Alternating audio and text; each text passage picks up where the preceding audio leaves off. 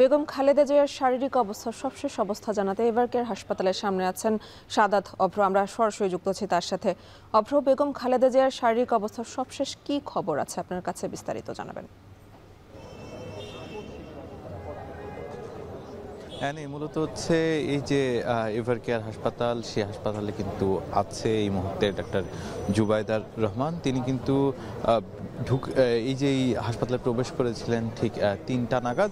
এর পরে কিন্তু আর বের হননি। ঠিক এখন সময় ৯টা, আর ৯টা বাজে এসেও কিন্তু তিনি এই হাসপাতালের ভেতরেই আছেন। আমরা আশা করছি যে তিনি বোধহয় ৯টায় যেই মিটিং হওয়ার কথা রয়েছে ডাক্তারদের, যে মেডিকেল বোর্ড, সেই বোর্ড মিটিংয়ের পরপরই বোধহয় তিনি বের হবেন এবং বের হয়ে তিনি তার যেই মায়ের বাসা ধানমন্ডি, সেখানে যাওয়ার কথা রয়েছে।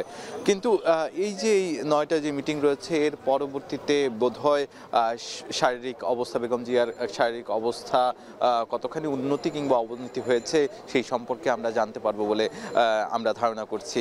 তবে আমাদের সাথে কথা হয়েছিল বিকেল নাগাদ, যখন কিনা হচ্ছে ডাক্তার জাহিদ হোসেন, তিনি কিন্তু আমাদের সাথে কথা বলেছেন। তিনি আমাদেরকে জানিয়েছেন যে তার শারীরিক যে অবস্থা, সেটি কিন্তু এই মুহূর্তে বিমানে ভ্রমণের উপযুক্ত নয়, যার কারণে এই যে সময়, রবিবার বেঁধে দেওয়ার সময় ছিল যে রোববার বোধহয় লন্ডনে উন্নত চিকিৎসার জন্য বেগম জিয়াকে নিয়ে যাওয়া হবে, কিন্তু সেটি কিন্তু হচ্ছে না। যার ফলে এখন আদতে মেডিকেল বোর্ডের হাতে পুরোপুরি সিদ্ধান্ত।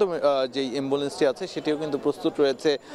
এখান থেকে যখনই মেডিকেল বোর্ড অনুমতি দিবে কিংবা মনে করবে এখনই উপযুক্ত সময়, তখনই কিন্তু তাৎক্ষণিকভাবে কাতারের আমিরের পাঠানো যেই এয়ার অ্যাম্বুলেন্সটি আছে, সেটি কিন্তু বাংলাদেশে ঢাকার যে বিমানবন্দর, সেখানে চলে আসবে এবং এখান থেকে এভারকেয়ার থেকে কিন্তু নিয়ে যাওয়া হবে বিমানবন্দরে।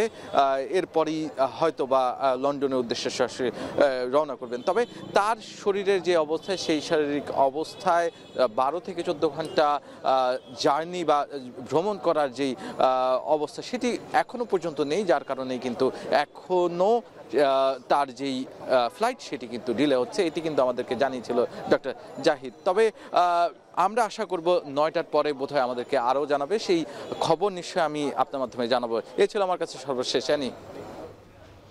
এভারকেয়ার হাসপাতালের সামনে থেকে যুক্ত ছিলেন সাদাত অভ্র।